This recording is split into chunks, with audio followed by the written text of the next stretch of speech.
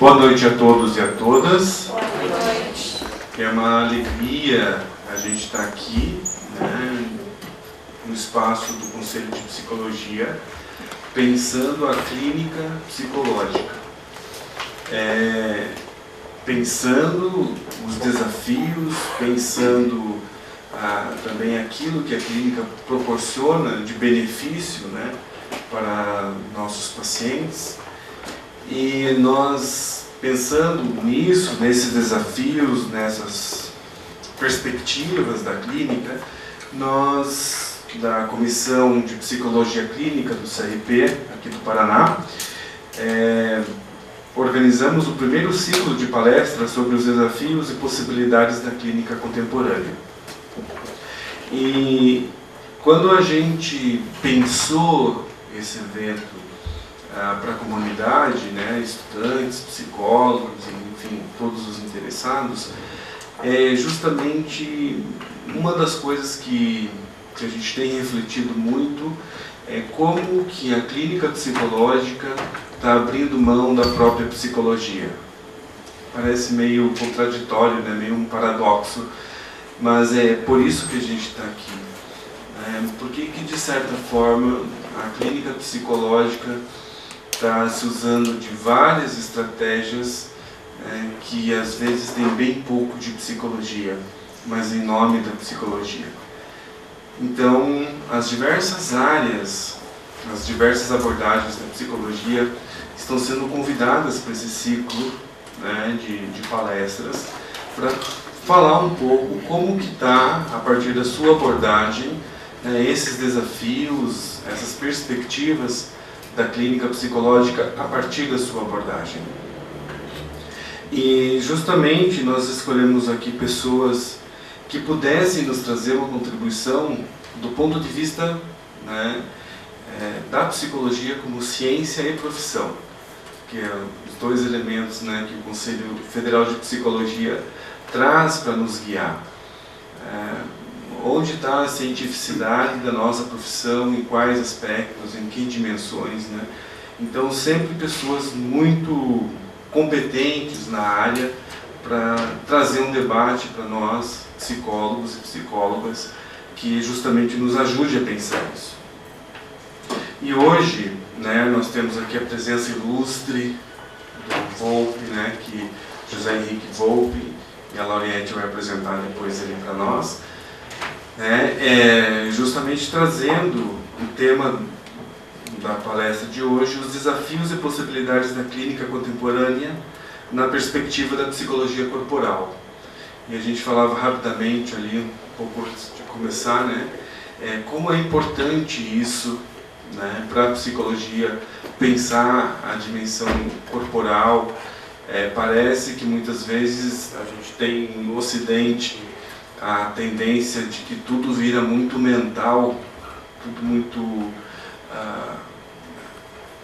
racional, e a gente pergunta, tá, mas aonde que isso se inscreve?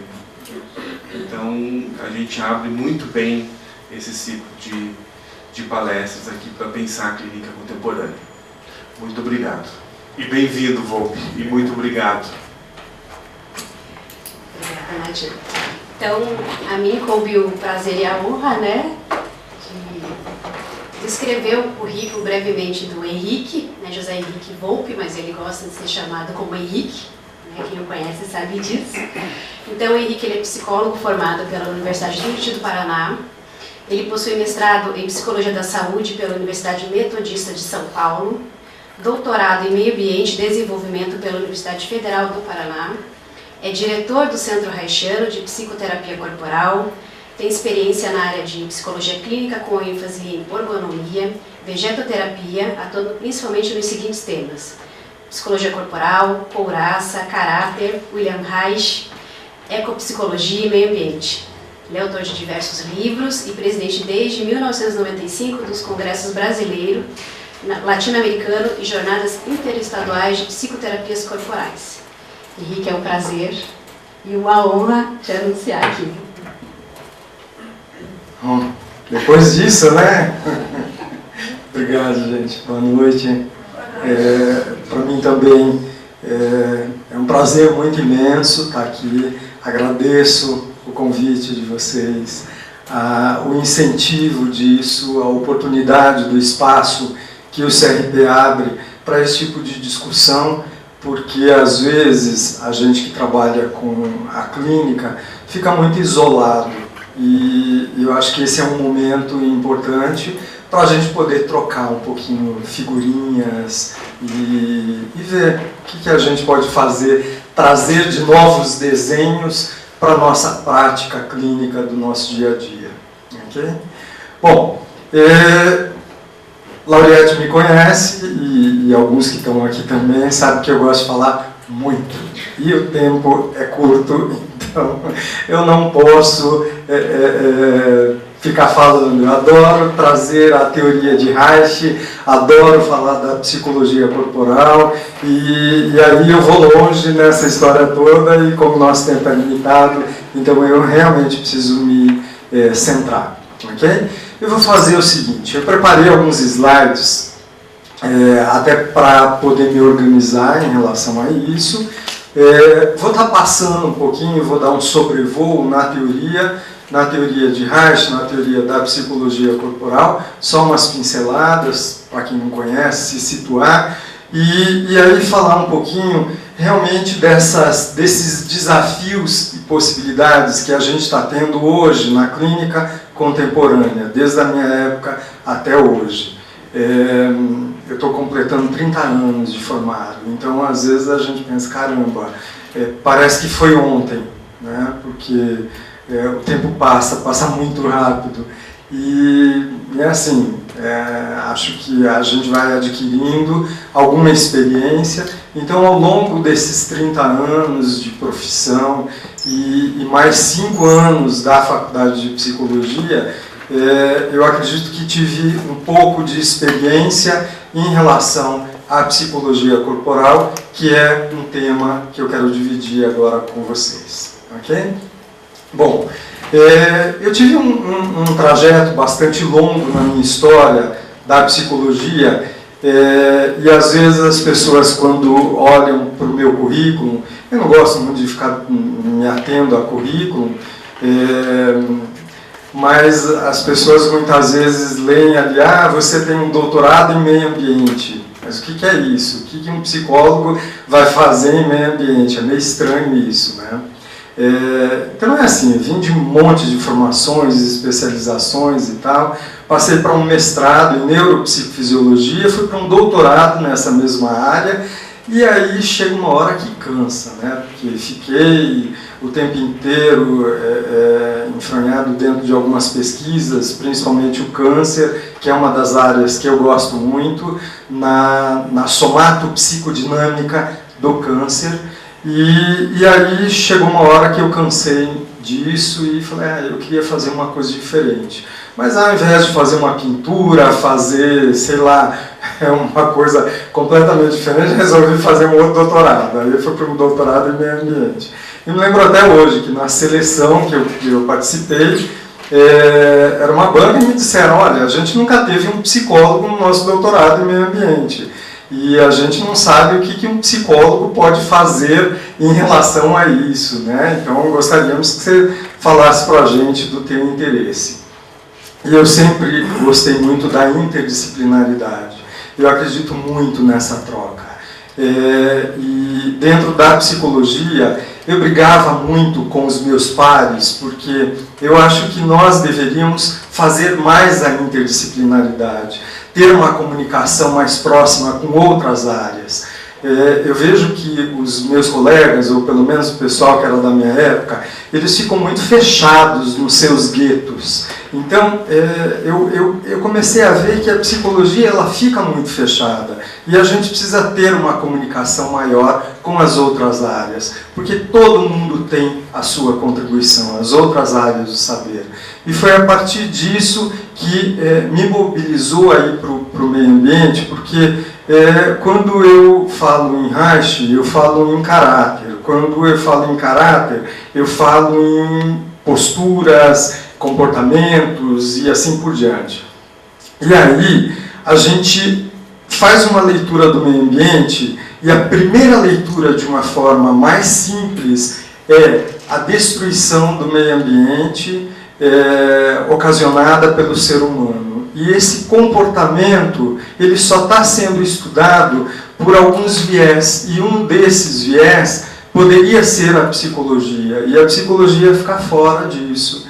Então tentou-se traçar algumas questões a respeito da psicologia ambiental, mas numa visão que ainda não se contempla, ou não se contemplava na época, as necessidades de um estudo mais profundo e uma interação dentro do meio ambiente. E eu vejo que o psicólogo teria esse espaço também. Por quê? Porque é estudar o comportamento do ser humano destruindo esse meio ambiente. Então, quem melhor do que o psicólogo para poder fazer esse trabalho? Então, a partir daí, logicamente, acabei ganhando a minha vaga dentro da seleção. E foi um trajeto muito legal, porque é um doutorado interdisciplinar, é uma pena que é uma panelinha bem fechada, né? Mas eu tive a oportunidade de poder entrar em contato e ter um grupo formado por diversos profissionais, que eram médicos, geógrafos, historiadores, economistas, e assim por diante. Então, várias disciplinas, era um profissional de cada área praticamente. E era muito rico quando a gente tinha a possibilidade de discutir meio ambiente, cada um com a sua contribuição, cada um com a sua visão. Então, eu acho que isso acaba sendo muito rico, né? Porque todo mundo tem possibilidade de poder dar a sua contribuição. Então eu vejo que dentro da psicologia, esse é o meu interesse, eu gosto muito disso. E foi isso que me levou ao conhecimento, a buscar um pouquinho mais das informações sobre William Reich. Então, eu, como a grande maioria das pessoas na minha época, não tive Reich na faculdade de psicologia, tive uma pincelada muito mal dada e assim, o cara é um louco, não se atenham a isso, o professor dizendo, eu só estou falando dele porque quem sabe um dia vocês vão ouvir e tal. Bom, logicamente me interessei por aquilo, né? Quem é esse louco bendito aí, o que ele faz de tão louco assim? E a partir disso eu acabei buscando algumas informações, tentando colher alguns dados e tal, e acabei me frustrando muito com o que se tinha, era pouco, né, do que se tinha. Bom, enfim, acabei percorrendo um trajeto, fui embora do Brasil, fiquei um tempo fora, estudando, voltei para cá e continuava não tendo nada, e aí eu fui buscando me alicerçar um pouco com o pouco que a gente tinha aqui no Brasil e tive a oportunidade de poder buscar fora esse conhecimento. Então, o que acontece nessa história? Dentro do meu estudo de Reich, eu vou falar desse estudo há 30 anos atrás, 35 anos atrás. Quando nós estudávamos Reich, e todos, né, isso a nível mundial, nós tínhamos técnicas que eram muito específicas, que era a chamada técnica da análise do caráter, essa era a primeira técnica desenvolvida por Reich, a técnica da vegetoterapia caracteroanalítica, depois eu falo um pouquinho, Reich só deu umas pinceladas, e a técnica da organoterapia, que é super complicada, porque aí Reich fala da energia orgônio e tal, enfim, aí acaba caindo no campo da pesquisa, que também já falo para vocês. Então, na época, o que nós estudávamos com mais afinco era a chamada análise do caráter. E a análise do caráter, que era uma das propostas de Reich, ela era uma técnica que fazia parte da orgonomia. Reich deu o nome de orgonomia à ciência que estuda a energia orgônio e que trabalha com a energia orgônio. Então, nós estudávamos esse caráter na sua essência. buscando o que tinha de mais interessante naquilo que era a leitura corporal e o trabalho que nós poderíamos fazer físico, corporal, com o nosso paciente. Bom, a partir de Reich, é importante dizer que vieram outras escolas, surgiram várias outras escolas, tendo a escola da análise bioenergética como uma das mais que repercutiu mais e que trouxe mais à tona esse trabalho psicocorporal. E depois outras abordagens também que foram surgindo. E Reich, ele caiu um pouco no esquecimento. Até que, nessa mesma época, lá no final dos anos 80, finalzinho dos anos 80, o que acontecia aqui no Brasil? Nós tínhamos as chamadas terapias corporais. Então, com essa origem de Reich, as abordagens que trabalhavam com o corpo, que olhavam para o corpo, que faziam as leituras corporais, eram chamadas de terapias corporais. Só que aí começou a se misturar com outras práticas que também trabalhavam com o corpo. Aí vinha uma pessoa que fazia um trabalho qualquer de movimento com o corpo, era terapeuta corporal. Uma pessoa que trabalhava com chakras era um terapeuta corporal. Uma pessoa que fazia massagem era um terapeuta corporal. Então, no fim, começou a se misturar tudo e todos acabavam sendo os terapeutas corporais. Enfim, para poder diferenciar isso, nós começamos a pensar juntos, éramos poucos ainda, e decidimos então instituir a palavra psicoterapeuta corporal para quem era psicólogo e terapeutas corporais para quem não era psicólogo. Até para poder diferenciar isso, porque dentro da psicologia a gente tem um arsenal de conhecimento, e isso é importante. A gente também não pode negar, né, que nós temos esse conhecimento. Senão não tem sentido. Às vezes a gente vai pensar, qual é o sentido de eu fazer 5 anos de psicologia e aí o outro também vem e faz a mesma coisa, ou diz que faz a mesma coisa, tal, enfim. A gente queria estar diferenciando isso, né? E aí, depois disso, nós começamos a sentir a necessidade de delimitar um pouco mais esse trabalho das psicoterapias corporais, porque eram muitas abordagens dentro das psicoterapias corporais. Eram muitas escolas. Nós tínhamos os reichianos, os neo-reichianos, depois foram surgindo os pós-reichianos, e aí a coisa foi virando uma panaceia tremenda e ninguém sabia mais o que era o que. No entanto, as pessoas às vezes utilizavam alguns materiais. A gente tem, por exemplo, na bioenergética, que é uma das abordagens, a gente tem um banquinho chamado stool, que a gente trabalha a respiração. Então eu coloco o paciente deitado de costas para abrir o peito, respirar e tal.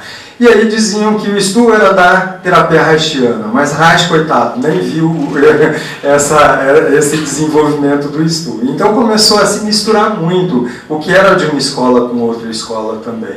E a partir disso foi quando eu e Sandra, que é minha esposa, que tinha se formado também já nessa época, 1995, a gente resolveu montar o primeiro Congresso Brasileiro de Psicoterapias Corporais, para a gente poder discutir exatamente essas questões todas. Então isso foi em 1996.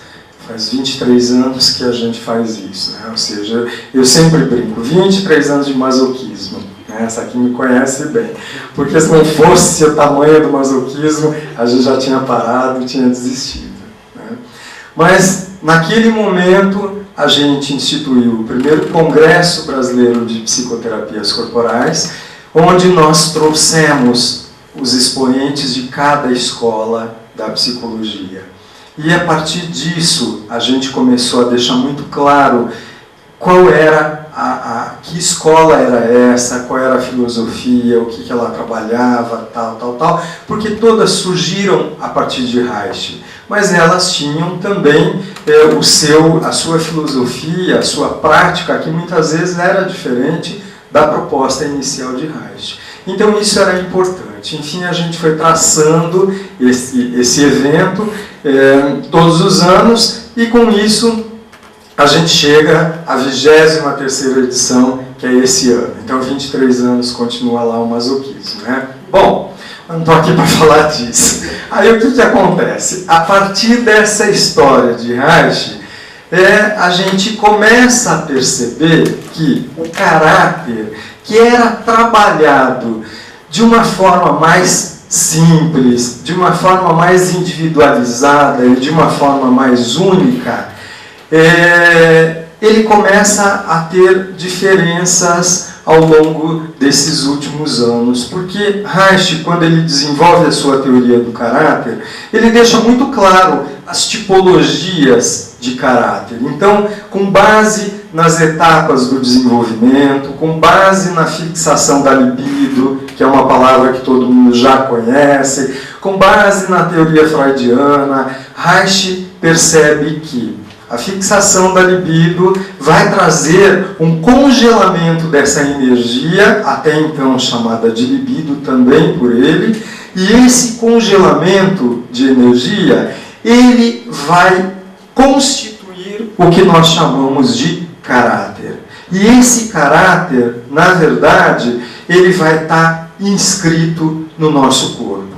Então, há 30 anos atrás, eu podia dizer claramente que você conseguia fazer uma leitura corporal bem legal. Você olhava para o teu paciente, olhava os detalhes do corpo e conseguia dizer: esse paciente tem esse traço de caráter, logicamente a fixação da energia dele foi nessa etapa do desenvolvimento, portanto o nosso trabalho vai ser assim, assim, assim. Ok? Então, a gente tinha um caráter que era muito puro. O que foi acontecendo ao longo dos tempos e que a gente pode ver hoje nessa modernidade? Essa leitura do caráter que era inscrita no corpo, ela já não dá para ser feita de forma tão fidedigna como a gente fazia naquela época. O corpo, ele está inteiramente modificado. Então, a gente tem uma série de situações. Por exemplo, Michael Jackson. Muitas pessoas acompanharam a modificação de Michael Jackson, né? E ele dizia que nunca fez nada para o corpo dele.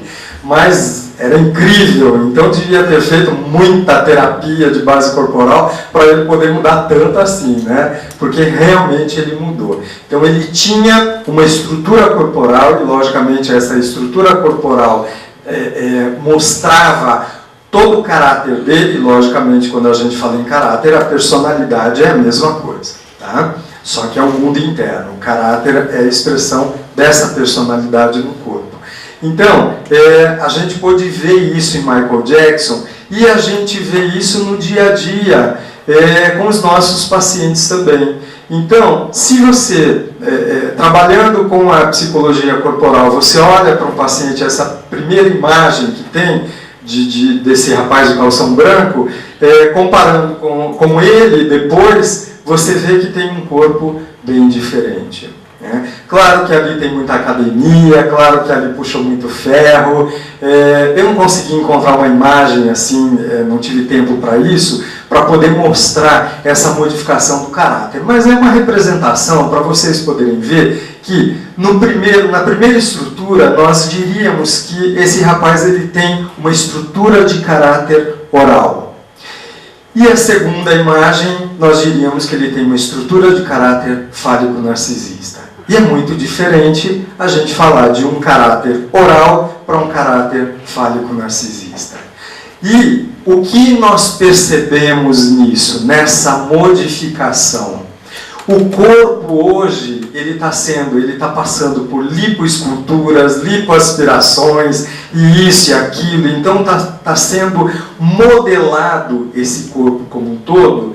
E claro que isso tudo é uma fachada, porque por dentro a essência continua a mesma, né? Então você pode me perguntar, tá, mas e daí? Então ele mudou a estrutura de caráter dele, era uma estrutura oral e agora ele abandonou a estrutura oral para ele ser uma estrutura fálico-narcisista. Não.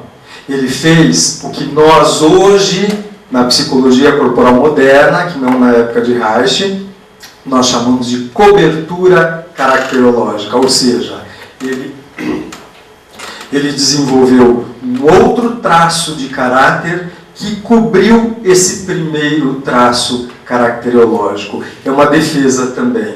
E é aí que mora o perigo. E principalmente, e isso eu chamo muita atenção dos meus alunos, quando a gente tem que tomar muito cuidado, porque se você olha para uma estrutura caracterológica dessa e quer fazer um trabalho com base no narcisismo, você vai tirar a defesa narcísica dessa pessoa e ele vai deprimir. Por quê? Porque uma das possibilidades do caráter, da estrutura de caráter oral, é a depressão.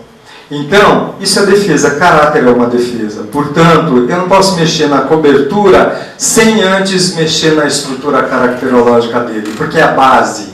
Mas isso não é tão perigoso, entre aspas, claro, né, quanto a gente pode ver outras situações caracterológicas também, que eu já vou mostrar para vocês. Então, o que acontece? Nós temos um traço caracterológico chamado núcleo psicótico.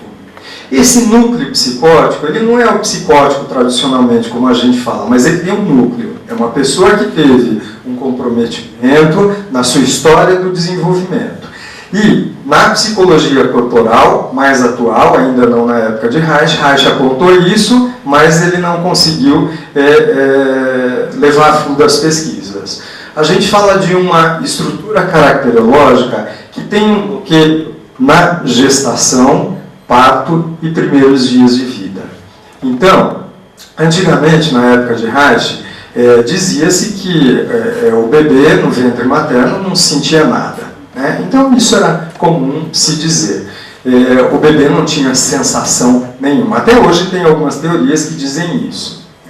Mas Reich não acreditava. Reich dizia que não, que tudo que a mãe passa, o bebê também sofre com os reflexos disso. Coisas boas e coisas ruins. E as coisas ruins, que são chamadas de estresses, elas vão interferir em todo o funcionamento energético, todo o temperamento, personalidade e caráter desse bebê também. Então, a partir disso, nós começamos a estruturar uma nova tipologia caracterológica chamada de núcleo psicótico, que é aquela pessoa que tem um núcleo, porque ele teve um estresse primário. Aí, ao longo da história dessa pessoa, se ele passar por outros estresses, que são estresses mais acentuados, geralmente na adolescência ou idade adulta, esses estresses também vão marcar a estrutura caracterológica dele e, energeticamente, vai chamar o primeiro estresse, que foi o estresse intrauterino, e vai explodir o núcleo psicótico. Um exemplo disso na prática do dia a dia. Uma pessoa que está tudo bem, vocês recebem uma pessoa no consultório que aparentemente sempre foi uma pessoa tranquila na vida, tal, e de repente, do nada, essa pessoa simplesmente pegou uma arma e saiu atirando em todo mundo, o que é comum hoje em dia, a gente está vendo principalmente nos Estados Unidos. Né? Então isso é uma explosão desse núcleo psicótico. Era um núcleo psicótico que estava até então adormecido, e aí a pessoa passa por uma outra situação estressante que vai desencadear a primeira situação. Isso significa, em linhas gerais e rapidamente falando, que se essa pessoa não tivesse esse núcleo psicótico, ou seja, se essa pessoa não tivesse esse comprometimento na gestação, parto ou primeiros dias de vida, ela não teria um núcleo psicótico. Portanto, a probabilidade dela ter esse surto psicótico, essa explosão, seria mínima. E aí entra uma outra vertente do trabalho de Reich, que é o trabalho da prevenção da neurose. Então, Reich, ele focou muito no trabalho da prevenção da neurose nas crianças do futuro.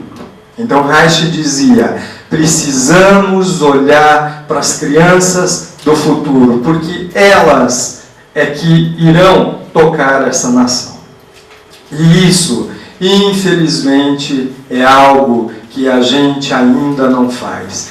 E dentro da psicologia é uma das coisas que eu me frustro muito, porque a gente não vê trabalhos preventivos da neurose.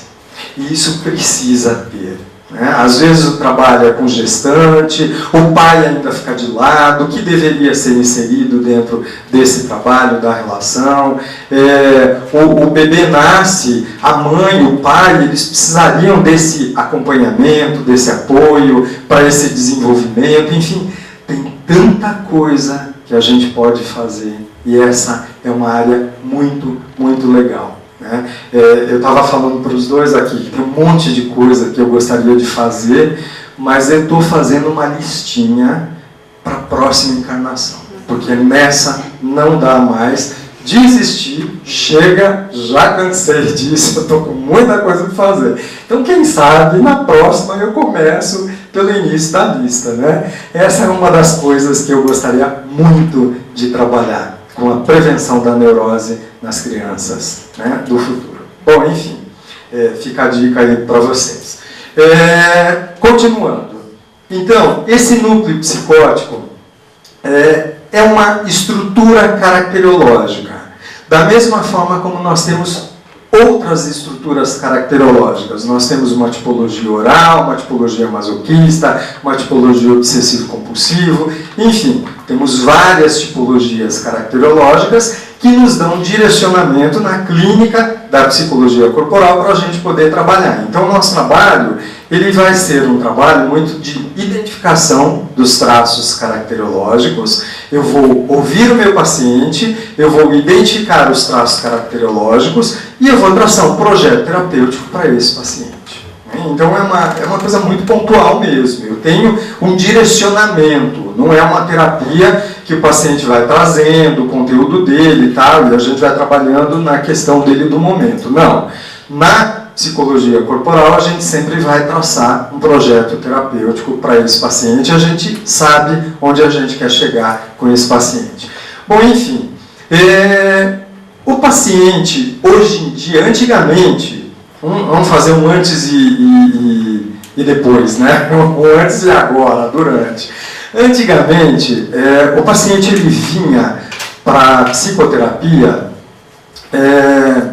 e ele não se preocupava muito com o tempo do tratamento que ele tinha. Então ele vinha com uma questão bem pontual e ele sabia da importância daquilo, ou ao longo do tratamento ele ia percebendo a importância daquilo e ele se dava a oportunidade de poder ter tempo. Porque a psicoterapia, eu faço sempre uma analogia com uma fruta. Ela precisa de um tempo para amadurecer. Então, não adianta. Você pega uma fruta verde e você vai comer aquela fruta verde, você sabe que ela não está boa. Então, a psicoterapia também é assim. A gente precisa de tempo. Por isso que não dá para você ficar fazendo sessões diárias com o paciente, aquelas sessões longas que antigamente se fazia na época de Freud, de Reich. A gente tem um tempo, a gente delimita um tempo. E não precisa ser 50 minutos. Quem diz que o tempo é de 50 minutos? O tempo é você que delimita. O tempo da minha consulta é 1h15, por exemplo. Então, esse é o tempo que eu preciso para poder trabalhar com os meus pacientes. Então, o tempo desse paciente, ele nos dava tempo, ele nos permitia ter esse tempo para amadurecer. Hoje em dia, o que a gente vê, principalmente com a chegada da internet, o tal de WhatsApp e não sei quantas coisas da vida, o povo começou a ficar imediatista. Caramba! E isso começou a refletir também na clínica psicológica, pelo menos na minha área. Porque as pessoas chegam hoje para o consultório e assim, tudo é rápido. Né? A primeira coisa que quer saber é quanto tempo. E se você fala, olha, o tempo é teu, ou a gente tem uma média de tanto tempo, eu não vou aguentar ficar tanto tempo assim. Tá? Então, as pessoas hoje estão imediatistas. Por que isso? Você pega o telefone, antigamente a gente mandava carta para as pessoas, né? Você correspondia por carta, a carta ia dia, depois levava uns 15 dias para você poder receber a resposta e tal, né? Aí aquela coisa, fulano tá doente, aí quando chegava a próxima carta já tinha partido dessa para outra, né? Então as coisas eram demoradas. Hoje em dia, com o telefone, todos nós temos um telefone celular, todos nós somos encontrados onde quiser. As pessoas hoje não ligam mais para tentar agendar uma consulta, não sei o que. Não, manda um WhatsApp e quer que você agende na hora a consulta. Então hoje as consultas, eu estou me batendo um monte, porque eu odeio o WhatsApp, eu odeio o celular. E às vezes as pessoas me mandam, outro dia eu estava respondendo uma pessoa, daqui a pouco veio a mensagem, né? Ó, não estou entendendo, Henrique, o que você está dizendo? Eu falo, ai meu Deus, respondi para a pessoa errada. Então até isso faço, né? Vou respondendo. Ainda não cheguei nessa tecnologia, mas tem que chegar, porque é o que acontece, né? Então hoje está sendo muito assim. Eu estava tão feliz com o e-mail, agora o e-mail já não funciona mais, né? Então, não sei, tá evoluindo e a gente tem que evoluir também, ok? Então, em relação a isso, né, ao tempo de tratamento, a pessoa chega para você e diz assim, ó, o que eu tenho, o que eu faço e como eu resolvo isso. E rapidinho, né? E sai frustrado se você não dá uma orientação e tal. E se você falar que a terapia é que nem uma fruta verde que vai amadurecer, pronto, né? Já não quero mais essa história. Então, a gente tem que cuidar disso também. Na psicologia corporal, nós temos um recurso que é a psicoterapia corporal breve. Então, tanto na análise reichiana quanto na análise bioenergética, a gente tem a psicoterapia corporal breve e focal.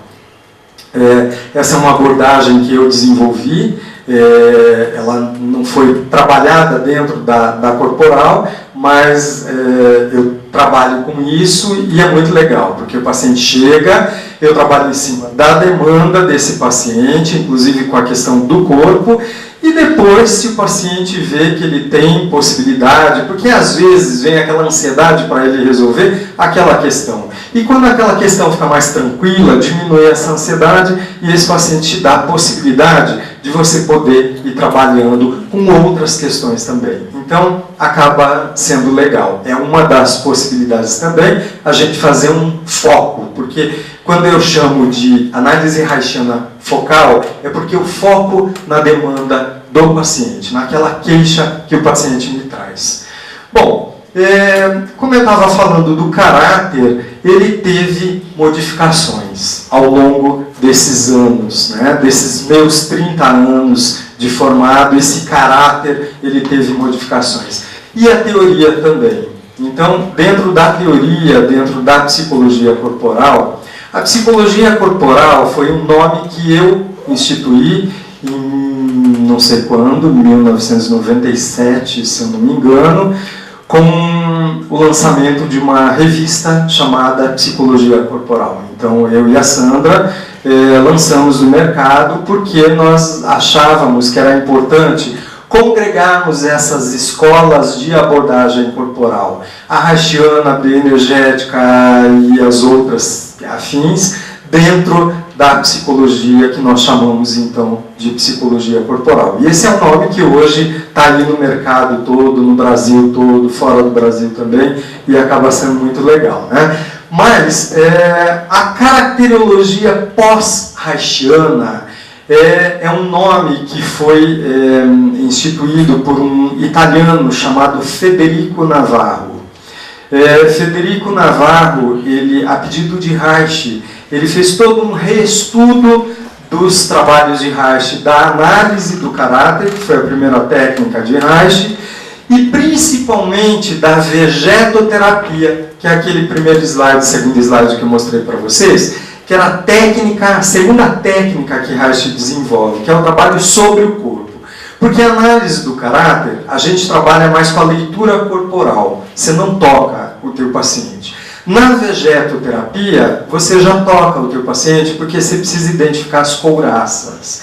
Então, a gente vai trabalhar com o exame físico desse paciente também, identificando os pontos de tensão no corpo, e aí é um trabalho mais corporal mesmo. Claro que você não é ficar tocando o paciente, As pessoas às vezes confundem muito isso. O toque é você botar a mão para você sentir as partes tensas do corpo e depois você vai propor movimentos, ou seja, exercícios que o paciente, no divã, nós temos um divã reichiano, não é o divã tradicional da psicanálise, então o paciente deita no divã e todo exercício ele faz no divã para a gente poder flexibilizar as couraças e, logicamente, liberar a energia que está segurando essa couraça e, por consequência, a neurose desse paciente também. Então é um trabalho bem profundo e um trabalho mais rápido, né? Porque emerge o conteúdo emocional do paciente e aí é o momento que você vai analisar junto com a história dele.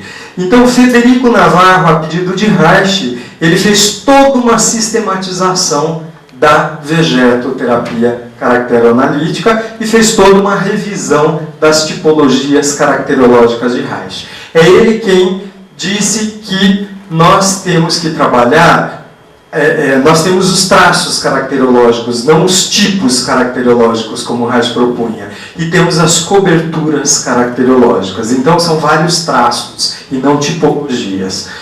E era uma pessoa assim, muito legal. Eu tive a felicidade de ser aluno dele, paciente, supervisionando e amigo, e Federico vinha para os nossos congressos, desde o primeiro, eu montei o primeiro, muito em função dele, e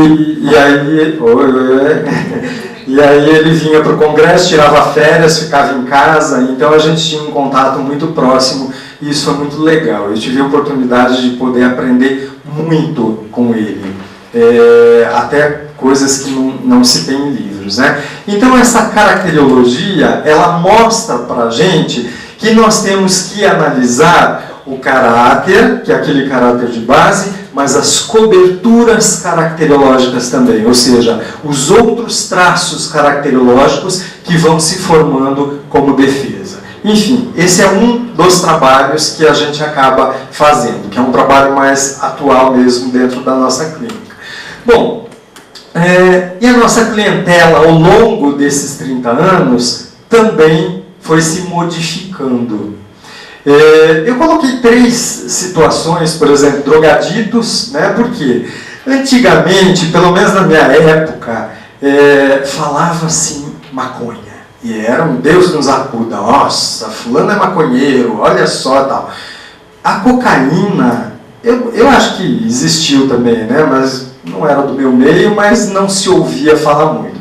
Mas dentro da prática clínica, não se tinha muito. Então a procura era assim, a pessoa era usuário da maconha, tal. Hoje em dia, o povo que vem para o consultório, vem com drogas que, caramba, a gente não tem nem ideia do que seja. Né? Então, são pessoas viciadas, hoje tem uma preocupação muito grande, é uma questão de saúde pública isso, a quantidade de jovens que fazem uso das drogas, que é um outro campo que a psicologia também precisa focar, porque aí entraria prevenção. Mais do que a gente querer tratar, a gente teria que prevenir, fazer trabalhos, grupos terapêuticos. Nossa, eu me lembro, lá no início do meu trabalho, eu trabalhava tanto com grupos terapêuticos, famílias e tal. Hoje a gente não vê o povo trabalhar, não tem mais grupos terapêuticos, você não escuta mais as pessoas fazerem, né? Então é importante isso. As relações homoafetivas. Antigamente, um homossexual chegava no consultório para ele dizer que era homossexual ou que tinha tendências ou não sei o que, era muito difícil. Hoje em dia, os jovens, um tempo atrás, atendi uma menina, 16 anos, chorava, porque ela não sabia o que fazer, porque todas as amiguinhas dela já tinham transado com outras meninas, menos ela, mas ela ainda não conseguia, e ela veio para a terapia, olha só a cabeça, né? Para a gente poder trabalhar isso, para ela poder dar conta de transar com outra menina, porque ela era careta, então, no grupo dela careta. Então, olha só, imagina que isso há 30 anos atrás ia aparecer na prática clínica. Pelo menos para mim, não aparecia. Hoje é isso que aparece. Da mesma forma que vem hoje esse homossexual declarado e que chega na terapia e traz as questões tal, né? Então a gente teve... Eu me lembro que teve uma época que eu conversei com a Sandra, né, minha esposa, e falei, olha, a gente vai precisar agora se especializar um pouco mais nisso, né? Porque a demanda está aumentando cada vez mais. Não deu nem tempo. Aí a gente já começou a ter que se, entre aspas, especializar nos casais, porque começou a aparecer casais para o atendimento, e eu trabalho com casal e família também. E aí a separação. Então não deu nem tempo de começar a entender o funcionamento do casal dentro da psicoterapia, já tive que trabalhar a separação também. Falei, ai caramba, é tudo muito rápido. Então, se nós olharmos para isso, a gente tem que correr atrás. É muito rápido mesmo, né? E uma outra situação que hoje é muito comum aparecer é o body modification. Sabe o que é isso? Body modification, por exemplo, isso aqui, né? Uma das imagens. Então, olha só, para esse rosto que o cara começou a fazer essa modificação, e a segunda imagem, como a pessoa fica. E aí a gente pensa, o que será que leva uma pessoa a sair de um estágio branquinha, né, toda vestidinha, para aquilo lá? Então, para nós, na leitura haitiana, isso é um núcleo psicótico. Então, Federico Navarro, lá na época dele, quando eu estudava com ele, ele dizia que ele acreditava que a humanidade, que sempre foi oral, que sempre teve uma estrutura de caráter oral, ela estava deixando de ser oral para se tornar cada vez mais núcleo psicótico. Ou seja, essa geração que estava nascendo, que é a geração do parto cesariana, que é a geração da ausência de contato com a mãe e tal, é uma geração núcleo psicótico, que tem um traço caracterológico núcleo psicótico. E é isso que a gente vê cada vez mais, que vai acontecendo. Enfim, dá para ficar horas falando disso aqui. Bom, caminhando dentro disso, a gente percebe que as doenças, a compreensão das doenças também tiveram modificação. Principalmente quando a gente fala da psicossomática, que é o discurso que nós temos dentro da psicologia, né? A psicossomática, ela tem uma compreensão, e até para Reich ela tinha uma compreensão. E isso tudo foi evoluindo. Por quê? Porque Reich trouxe a sua contribuição em relação à couraça, em relação à energia. Porque para Reich, a psicossomática, na verdade, nada mais é do que, a doença psicossomática nada mais é do que a neurose congelada no corpo. E eu preciso trabalhar o corpo, eu preciso trabalhar a couraça para poder descongelar essa neurose. Porque senão, o meu trabalho, ele vai ficar só em uma parte, só na parte mental. Então aí é que Reich faz o trabalho entre mente e corpo. Então, a couraça, ela vai estar diretamente relacionada à questão energética. Então a gente precisa entender a fisiologia energética dos órgãos, a fisiologia energética do corpo. A medicina chinesa trabalha muito bem com isso, com a fisiologia energética de cada órgão.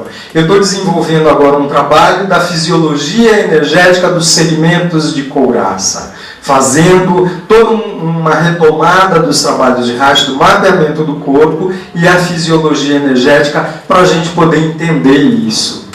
Então, a doença, ela tem uma leitura que é uma leitura diferenciada. E hoje, cada dia mais, a gente vê que a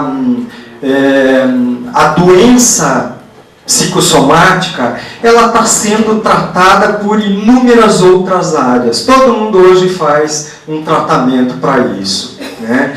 E a gente tem que tomar cuidado, porque nós estamos perdendo um campo de atuação e que é um campo que seria muito legal, e nós temos muitas condições, muito material para a gente poder trabalhar com isso, tá? Então a gente tem que focar nisso. Bom, enfim, deixa eu andar um pouquinho, senão Lauriette já me apita aqui, né? Que horas são? Nossa, o tempo vai.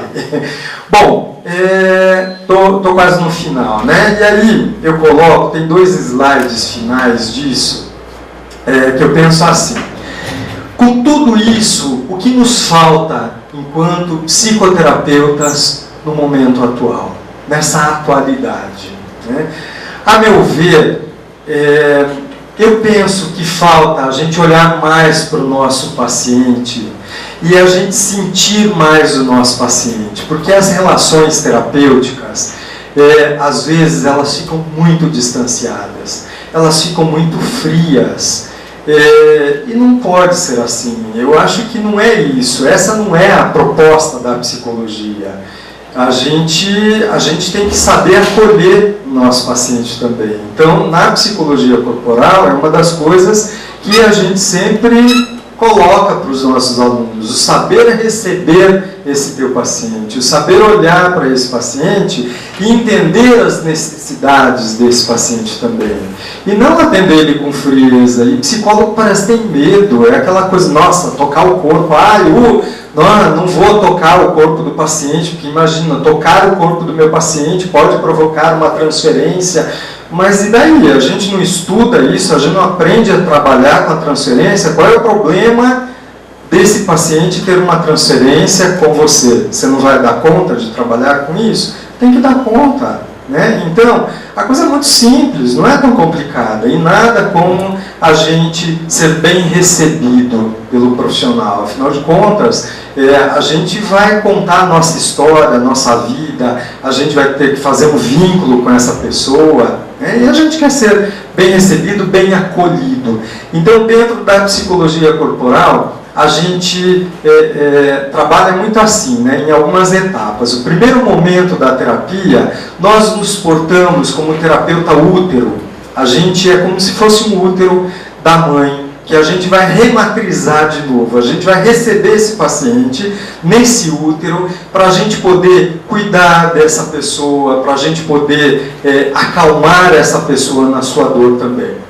Depois, com o passar do tempo, a gente se porta como terapeuta mãe.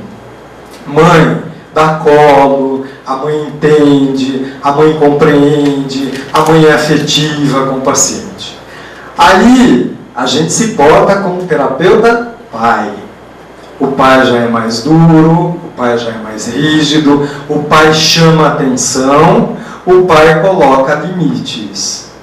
E, finalmente, a gente se porta como terapeuta, entre aspas, amigo.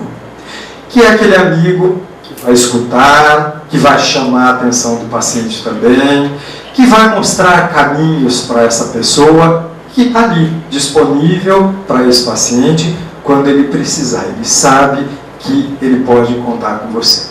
Ok? Então, dentro da corporal, a gente trabalha dessa forma.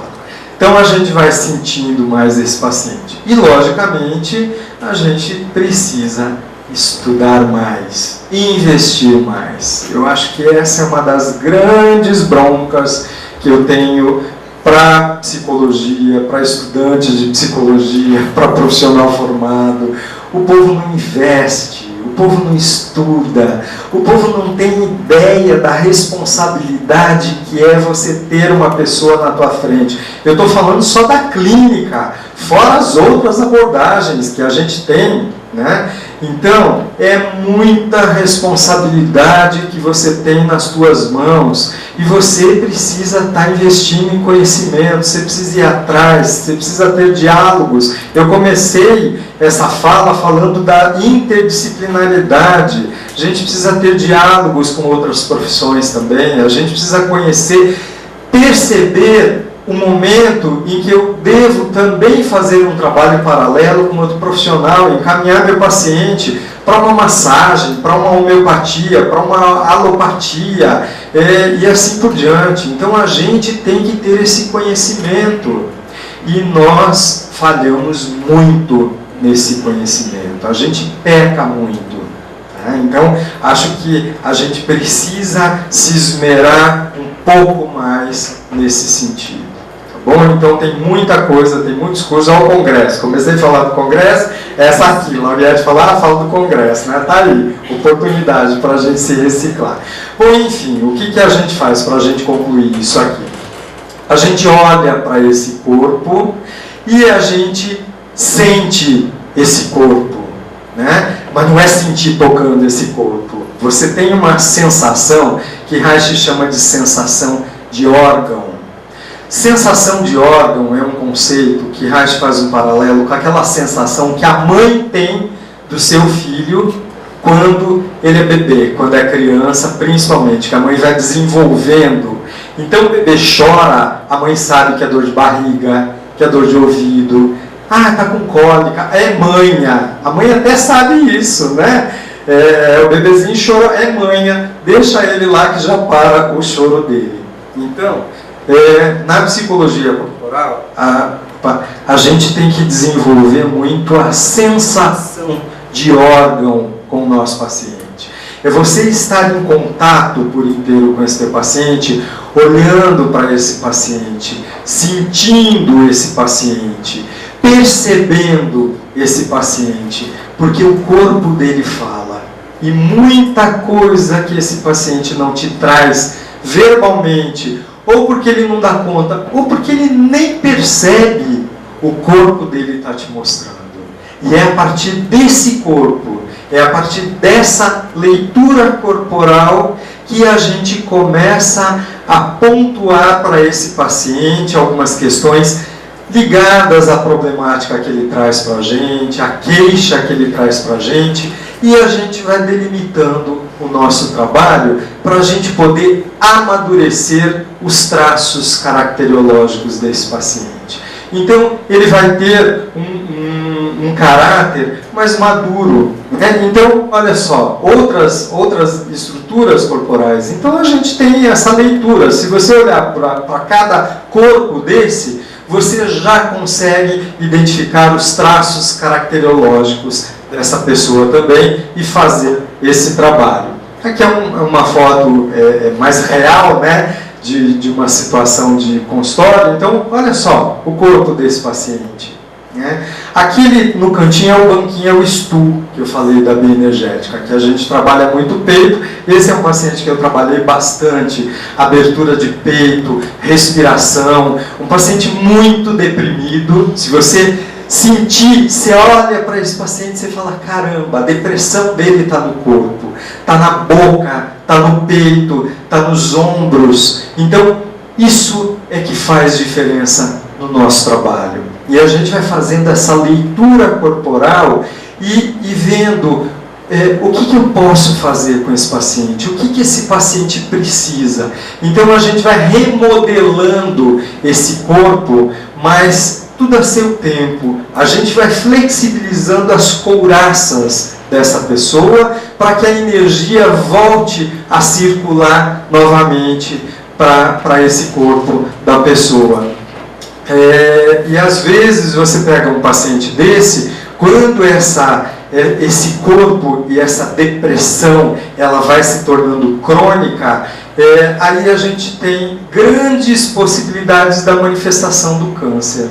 Esse foi o meu trabalho de mestrado e de doutorado, que eu falei disso também, né, do câncer. Então, é mais uma das possibilidades para a gente poder ver. Bom, e para finalizar, eu coloquei um slide aqui só para a gente não esquecer que o terapeuta também adoece. E sabe como nós adoecemos? Quando a gente não cuida da nossa energia no atendimento com o nosso paciente, independente da abordagem que você faça. Por quê? Outro conceito que Reich falava era de ponte radiante e ressonância. Então a ressonância é quando a gente entra numa mesma frequência energética com o paciente. E aí a gente faz uma ponte radiante, que é uma ponte de energia. Até porque se a gente não fizer essa ponte radiante, não tem vínculo. A terapia fica fria, né? O terapeuta lá, o paciente aqui, num distanciamento muito grande. Então a gente faz essa ponte radiante. E quando nós fazemos essa ponte radiante, a gente não pode negar. O paciente tem uma energia, você tem outra. E geralmente a energia dele está tão bagunçada que ele vem para a terapia para poder descarregar aquela energia. Imagine você, atende 1, 2, 3, 4, 5, tem terapeutas que atendem 10, 12 pacientes em um dia só. Imagine a carga energética que fica no teu consultório. E é tão interessante, não sei se vocês percebem isso, mas às vezes o paciente ele vem com um tema muito pesado na sessão dele. Quando o outro entra em seguida, até sem encontrar o paciente, fica aquela aura daquele tema, e é engraçado porque às vezes o paciente ele traz do nada uma sensação relacionada ao mesmo tema da outra pessoa. Então, imagine para nós terapeutas como fica isso. E muitos terapeutas adoecem no seu corpo, na sua emoção, até porque não cuidam disso. Então a gente tem que cuidar, tá? Não precisa botar guia de umbanda, empatuase, não sei o quê. Também é uma possibilidade, mas não para psicologia, tá? Não precisa botar sal grosso, tá? Coisa simples. Vai lá, lava as mãos, lava o rosto, toma um copo d'água, faz xixi. Terapeuta não faz xixi, terapeuta tem vergonha, está se mijando na frente do paciente e tem vergonha de pedir licença para ir no banheiro. É incrível isso. Fica exprimido. Não pode fazer isso. É natural isso. E a gente tem que ter essa liberdade, né? Então, a gente tem que ir no banheiro. E tem pacientes que vocês atendem da mesma forma que o paciente, que às vezes você foi no banheiro e não está com cistite, tá? As mulheres. 5 minutos depois, você já quer ir no banheiro de novo. Porque a energia fica tão congestionada e tão bagunçada que o teu corpo reage a isso. Então a gente tem que olhar para essa energia também. E esse é um trabalho muito bonito que a gente pode estar fazendo e a gente não pode negligenciar. Então essa energia do ambiente, abrir as janelas, deixar o ar circular, arejar e tal, é muito simples. E depois chega em casa, toma um banho, tem uma boa alimentação, faz a tua meditação, faz a tua oração, se recarrega do jeito que você quiser, para ficar bem, para o dia seguinte você está trabalhando. Então, por exemplo, quando a gente está doente, a gente não deve atender pacientes. Quando a gente está com aquela gripe, que está difícil levantar da cama e tal, a nossa energia está extremamente baixa, congestionada. Então a gente tem que se recolher também, a gente tem que se respeitar mais. Então eu coloquei esse slide para poder mostrar isso, que a gente tem que se respeitar mais também, ok? Bom, no meu relógio são 8 horas e 35 minutos, eu já passei um tempo, não vou falar mais, eu quero deixar aberto para a gente poder conversar um pouquinho, temos até as 9 horas, se eles deixarem, e a gente troca um pouco mais dessas figurinhas, tá bom? Obrigado por enquanto.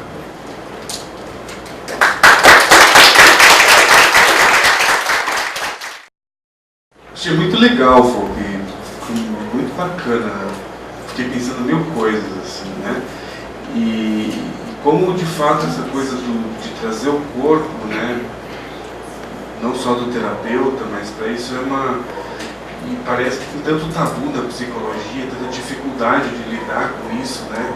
Uma herança meio cristã, uma herança meio complicada aí da gente lidar. Eu fiquei pensando uma coisa que eu tenho pensado também na prática clínica, ter chegado muito paciente fruto de algum tipo de violência, que sofre algum tipo de violência, seja ela verbal, seja física mesmo, mas assim, e que ela tem muita dificuldade de nomear isso. Né? Eu queria saber como é que vocês trabalham isso, como é que vocês leem isso no corpo, porque na minha perspectiva a gente lê isso de um outro jeito, como é que vocês leem, pensam isso. Também você percebe isso na clínica, que existe, né, muita gente chegando, vítima de um tipo de violência, dificuldade de falar disso, parece que é tudo tão natural. É assim, o paciente às vezes, ele não verbaliza. Exemplo, hoje eu tenho um casal que eu atendo, eles vieram para a terapia de casal, aí eu acabei separando os dois, porque mais se estapeavam na terapia de casal, e a coisa não progredia, né? Então hoje a terapia deles é uma terapia individual. Mas, e é recente, né, esse casal. E é um casal que a mulher, principalmente, ela é muito travada. E ela não fala, ela não traz questões do marido. E dá para perceber que que esse marido é muito violento com ela. Antigamente ele era violento fisicamente. Hoje ele parou um pouquinho com isso, mas ele tem uma violência, um estupro emocional, né, que a gente pode dizer. E ela fica muito acuada.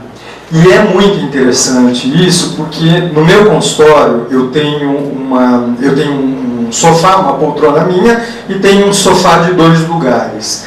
E tem 2 almofadinhas, uma de cada lado, almofada comum.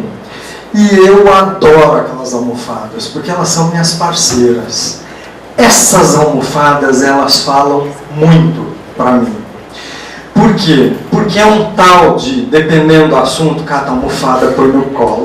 Muda o assunto, tira a almofada, põe do lado.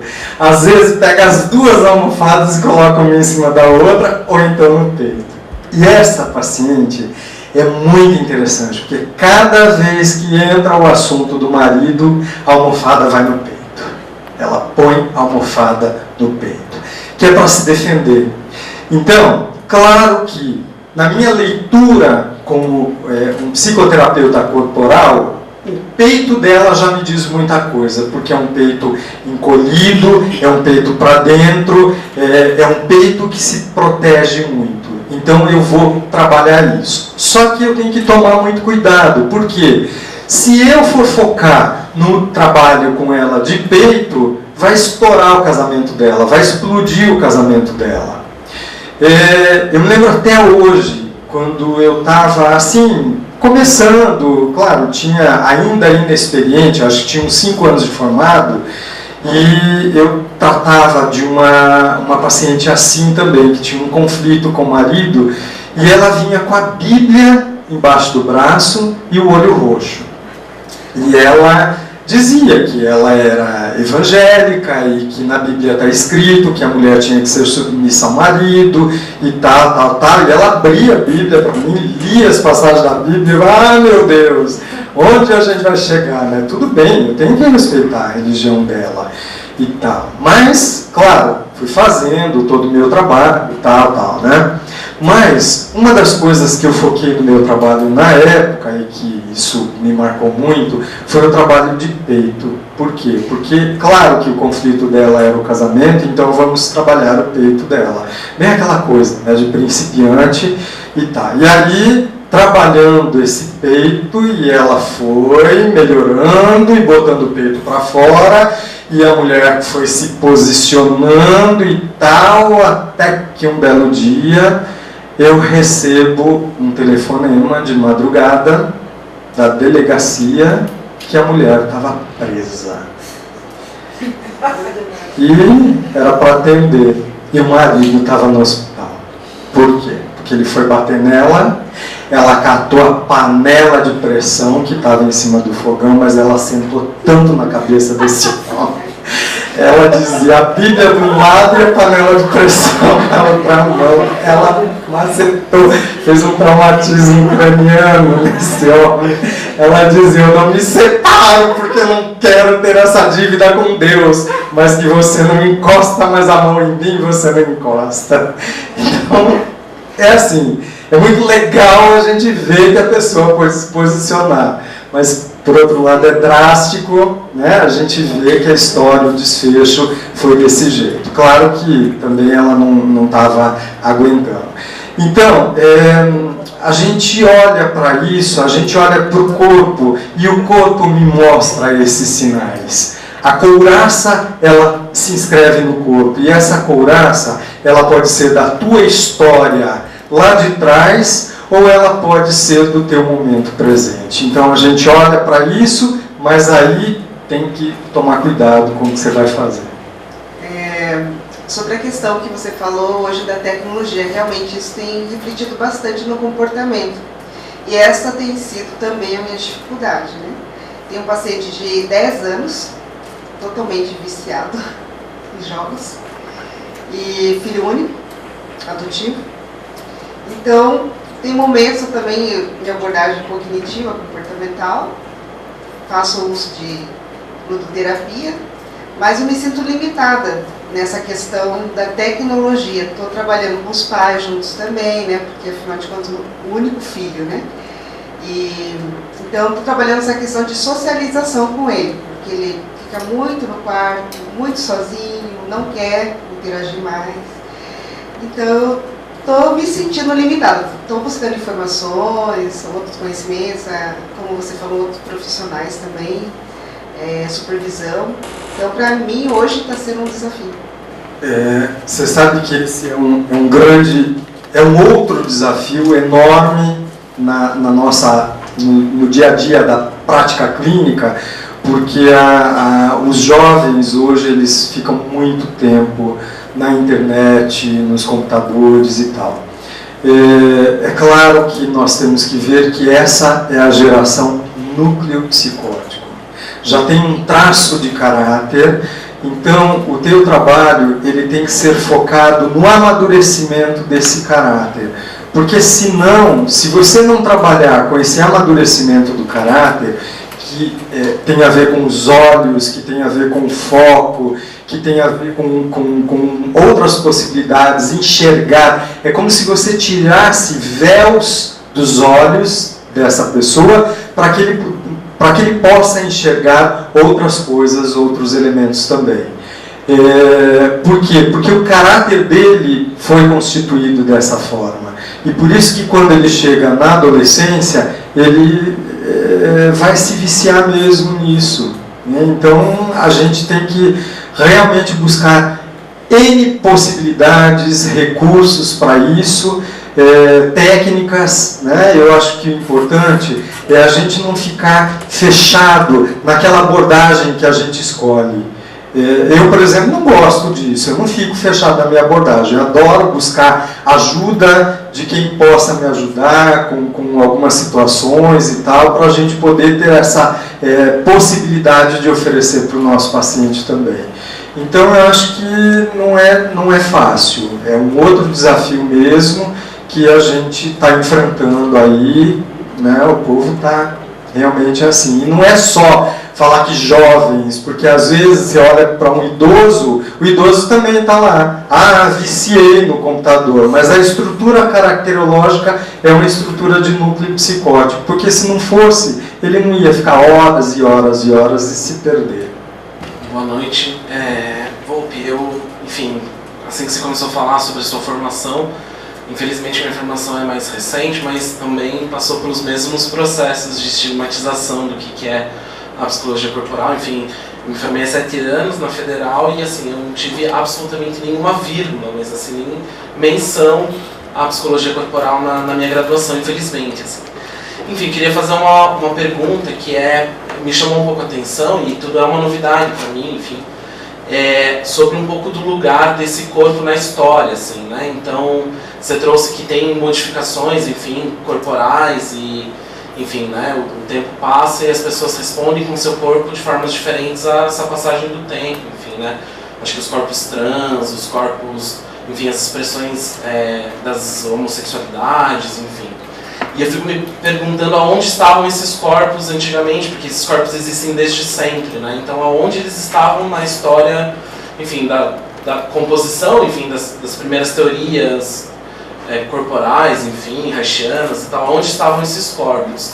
E qual é o lugar desse corpo também, assim, porque me parece que em diferentes territórios esses corpos se expressam de formas diferentes, né? Então tem, acho que uma questão de classe, porque, sei lá, corpos trabalhadores se expressam de uma forma, corpos burgueses ou, enfim, elitizados se expressam de outra forma. Eu queria que você talvez localizasse um pouco isso, assim, se existem de fato essas diferenças de expressão vinculadas aos territórios diferentes e aonde estavam esses corpos que hoje a gente identifica como corpos modificados, ou enfim, né? Então, assim, travestis sempre existiram, né? Enfim, eu queria talvez que você localizasse isso um pouco. E eu acho que, enfim, esse lance também da relação, enfim, da postura uterina, né? Do terapeuta no primeiro momento, de mãe, de pai e tal, eu entendo que não são necessariamente, por exemplo, a função materna, a função paterna não são necessariamente vinculados a um homem ou a uma mulher, né? Homens podem exercer essas funções maternas e vice-versa. Mas queria também talvez entender o quanto a gente não essencializa um pouco essas funções, enfim, essencializa, naturaliza, assim, inscreve no corpo das mulheres justamente essa função da maternagem, do cuidado, enfim, do pai, enfim, talvez tenha ficado um pouco confuso, mas... Ficou claro, mas Colombo... Vixe Maria, chega no final já perdi o começo, né, dessa história. Acho que é legal isso, né, eu vou tomar isso mais como um comentário, porque penso assim, quem sou eu para poder trazer essas informações? E às vezes... eu não sou um grande estudioso dessa questão hoje, dessa modificação da sexualidade. Me falta tempo, porque eu tenho outras coisas e Reich iria se deliciar com isso, né? Porque tudo partiu da questão da sexualidade mesmo. Mas quando você pergunta onde estavam esses corpos, para mim é assim, sempre existiu isso tudo. Só que nunca teve a possibilidade de expressar o seu sentimento, independente do que for. Porque a nossa sociedade judaico-cristã é uma sociedade que ela é alicerçada com base numa hipocrisia e numa reverência ao poder, de tal forma que a pessoa tem que se submeter ao moralismo falso. E ela nunca pode se expressar no seu desejo. Nem para mandar, posso falar isso, né? Eu ia dizer mandar merda, mas corta. Então, é complicado isso tudo. E o que eu vejo é que hoje em dia as pessoas começaram a ter a possibilidade de poder expressar, inclusive, a sua sexualidade, seja ela do jeito que for. Por outro lado, eu vejo que está muito banalizado a coisa. Eu acho que está muito solto, está muito sem orientações que deveriam ter, e parece que está assim, tudo pode. A gente vê hoje, a grande questão não é a liberdade sexual. Eu acho que Reich talvez concordaria comigo disso, mas o grande problema não é a liberdade, mas é a libertinagem que está se fazendo com a sexualidade. Então, eu vejo que a gente ainda está num período de transição para essas inúmeras denominações que estão surgindo e que ainda não estão claras para ninguém. É um tal de um fala uma coisa, outro fala outra, outro diz e tal. Então eu acho que a gente ainda está no momento de transição dessa questão da sexualidade, até a gente encontrar um campo mais tranquilo quanto a isso. Então eu acho que essa é uma das questões, né? E aí o último, eu estava na ponta da língua para responder, já me esqueci. O que foi o último comentário que você fez? Esse lugar materno vinculado Ah, tá, do pai, da mãe e tal. Então, eu acho que hoje também existe uma mudança muito grande, porque o homem ele já pode fazer o papel da mulher, o papel da maternagem, por exemplo. Vamos focar na questão da maternagem. E a mulher também fazer o papel desse pai, da paternagem.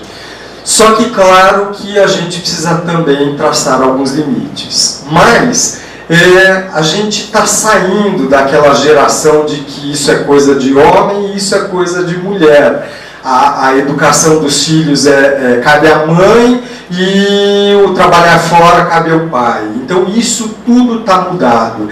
E do ponto de vista energético desse casal e dessa família que tem filhos, isso também está mudado, porque as relações hoje elas estão mais próximas. Claro que não é regra geral isso, porque tem casais que ainda são muito quadradinhos e limitados.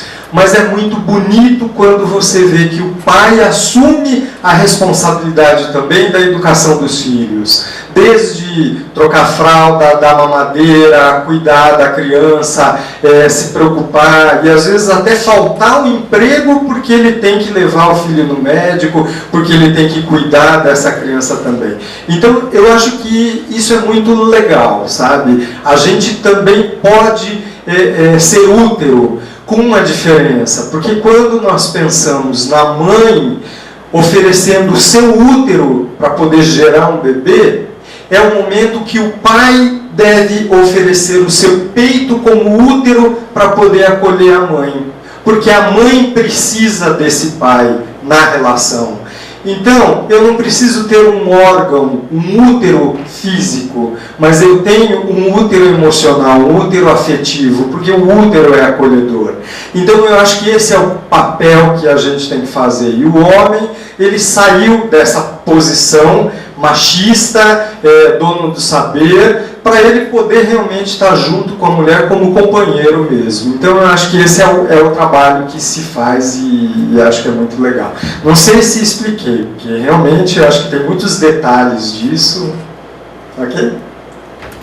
Você trouxe ali uma informação importante e cada vez mais a gente percebe isso mesmo no consultório, né? Que as pessoas chegam com muita pressa, né?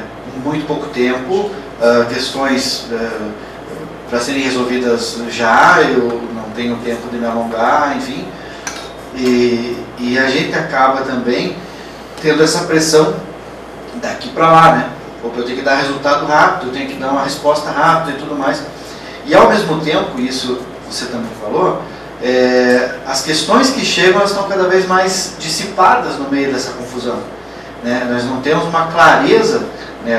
O cliente, o paciente não chega com clareza do que realmente deseja. Aí a minha pergunta é no sentido de como é que a psicologia corporal tem dado conta dessa pressão que existe, né, inicial, e como é que tem lidado com isso? O corpo, como ele se apresenta inicialmente, é a melhor ferramenta? Eu vejo que é assim, a demanda, a queixa do paciente, como eu disse no início, né, nos slides, era uma queixa muito pontual. Hoje em dia, o paciente chega e às vezes ele não sabe nem do que ele está se queixando, ou são tantas queixas que ele tem, e a coisa fica, e ele está num desconforto. A grande questão é essa, eu não estou feliz, né? Mas eu também não sei o que é. E às vezes é assim, é porque brigou com os filhos, porque brigou com o marido, porque brigou com a mãe, brigou com o pai e tal, então é aquela confusão, quer sair do emprego e tal. Bom, esse tipo de paciente é um paciente que ele me mostra duas questões no corpo. Ele me mostra esse desconforto no corpo, com, às vezes, ou com a contenção desse corpo, aquele corpo duro, tenso, ou com aquele corpo agitado, aquele corpo ansioso. Mas, independente disso, uma questão é muito básica para a gente, a falta de foco. E a falta de foco tem a ver com o segmento ocular e volta de novo naquele traço caracterológico de núcleo psicótico. Então, é uma pessoa que se perde na vida porque ela não consegue fazer foco. Então, o foco dela é totalmente perdido E a primeira coisa que eu preciso fazer na terapia com esse paciente é dar foco. Então, eu limito o trabalho com esse paciente. E às vezes, o trabalho ele não fica só no corpo, muito menos no verbal, porque do verbal não vai sair muita coisa. Mas a gente usa elementos intermediários. Eu posso usar um desenho para ele colocar isso no papel. Eu gosto muito de usar uma caixa de ícones que é um monte de pecinhas que não tem significado nenhum e o paciente vai escolher aquilo e dar um significado. Então, eu tenho essa caixa no meu consultório, eu boto na frente do paciente aquele monte de bugiganguinha e digo para esse paciente, você vai montar. Cada conflito que você está tendo, cada desconforto que você está tendo, você vai escolher algumas pecinhas e você vai representar isso aqui para mim. E a partir do concreto, a gente começa a ter um diálogo, a estabelecer um diálogo, porque aquele concreto é o foco para esse paciente também.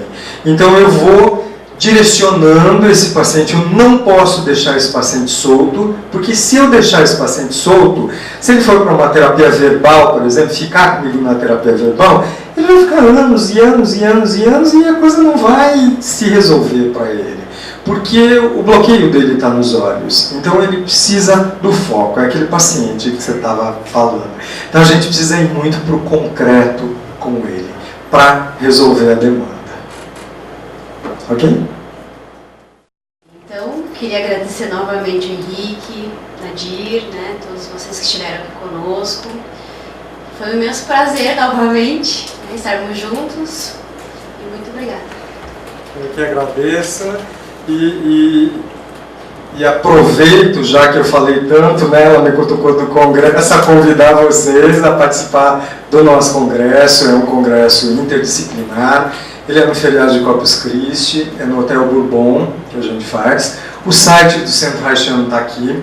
No site vocês encontram inúmeros artigos que vocês podem estar baixando e tal. E o link do congresso também está lá. São 3 dias de atividades, são palestras, são oficinas teórico-práticas, vivências. É um monte de coisa, um monte de informações. A gente tem, acho que tem 80 conferencistas, coisas assim. Então, bem legal. É Centro Haitiano, não é haitiano, haitiano.com.br. Tá bom? Vai ser um prazer a gente poder ter vocês lá, tá me boicotando o microfone. E com certeza, a gente vai poder trocar figurinha, acho que vocês vão poder pensar algumas questões da corporal para a prática clínica de vocês. E de novo, obrigado pelo convite, obrigado por vocês me permitirem trazer um pouco dessa experiência. Obrigado, gente.